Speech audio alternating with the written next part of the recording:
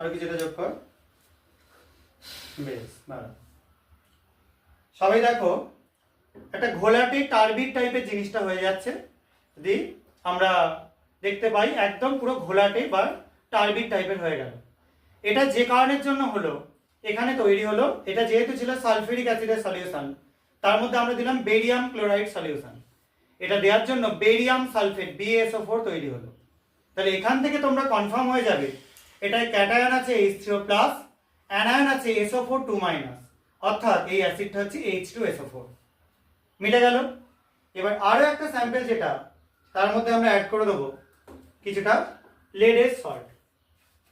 এটা কাট করে ঢালবি, এটাকে তুলে নে বাঁ হাতে, একটু সরে আয়। যোগ কর, আস্তে আস্তে ঢাল, কোনো অসুবিধা নেই। একটা ঢাল। বেশ, দেখো এটা আরো ডেনসিভ সাদা মিল্কি হোয়াইট তৈরি হচ্ছে। এটা লেড সালফেট তৈরি হয়ে গেছে।